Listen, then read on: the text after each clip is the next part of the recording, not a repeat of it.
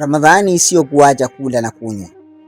Mtume Muhammad sallallahu alaihi wasallam aliwahi kusema, mwenye kuacha uongo, kuacha kusema uongo na matendo maovu, basi Allah hana haja na kuacha kwake kula na kunywa. Hii ina maana gani? Ina maana ya kuwa unaweza kufunga lakini thawabu zikapungua hata zikaondoka kabisa. Leo tutaangalia makosa matano yanayofanywa ndani ya Ramadhani. Kabla hatujaendelea mbele, kama leo ni mara yako ya kwanza kushiriki nami katika mwendelezo wa vipindi hivi, basi usisahau kusubscribe, kulike, kucomment na kushare. Kosa la kwanza, kutokulinda ulimi. Hili ni moja kati ya makosa makubwa kabisa. Maana ulimi unaweza kusengenya, ulimi unaweza kusema uongo, ulimi unaweza kutukana, ulimi unaweza kugombana, ulimi unaweza kusababisha mabishano yoyote yasiyo na maana. Na hapo ndipo Mtume Muhammad sallallahu alaihi wasallam akasema, saumu ni kinga, basi yoyote kati yenu asifanye mambo ya upuuzi wala kupiga kelele. Ramadhani sio kuamka sahur halafu mchana ukaharibu kwa maneno. Ulimi unaweza kufuta thawabu zako za siku nzima. Kosa la pili, kupoteza muda katika mambo yasiyo na faida.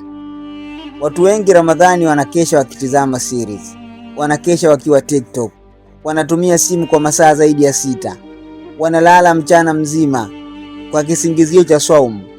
Ramadhani ni mwezi wa Qur'ani, lakini wengine wanamaliza kwa maigizo siku nzima. Jiulize, masaa 5 ambayo unayatumia kwenye simu na dakika 5 ambazo utazitumia kwenye Qur'ani, kipi kitakuwa na faida? Kosa la tatu, kuendelea na dhambi za siri. Ramadhani hauruhusiwi kusikiliza mziki au macho kuangalia vitu vya haramu au kuendelea na mahusiano yaliyo haramu au kufanya uonevu ukiwa kazini. Ramadhani ni shule ya kujidhibiti. Kama unaendelea na dhambi zile zile, basi unapunguza nuru ya saumu yako. Kosa la 4, kufanya ibada kwa maonyesho. Vitu kama kupiga picha tarawih au kuonesha sadaka au kurekodi kila dua. Inabidi ufahamu Allah haangalii idadi ya rakaa unazosali, anaangalia moyo wako. Ibada ya siri na uzito mkubwa kuliko ile ya maonyesho. Kosa la 5, kufanya Ramadhani kuwa mwezi wa chakula tu. Watu wengi wanapika kupita kiasi, wanatumia pesa nyingi kwenye iftari, wako tayari kushindana na menyu. Ramadhani si mwezi wa mashindano ya chakula, ni mwezi wa njaa ya kiroho. Ukishiba sana, tarawehe inakuwa nzito, qiyamul laili inakuwa ngumu na usingizi unatawala. Unaweza kufunga lakini thawabu zikawa ndogo. Unaweza kuswali lakini swala zako zisipande juu. Ramadhani ni fursa, lakini fursa huja na tahadhari. Swali la kujiuliza, je, ninafunga kweli au nashinda na njaa tu? Ramadhani inahitaji mabadiliko. Nini ufanye Muislamu baada ya kujua makosa haya? Jambo la kwanza, tubu mara moja. Allah anasema katika Qur'an, enyi mlioamini, tubuni kwa Allah toba ya kweli. Usiseme nitaacha kesho, maana bado nina siku nyingi za Ramadhani.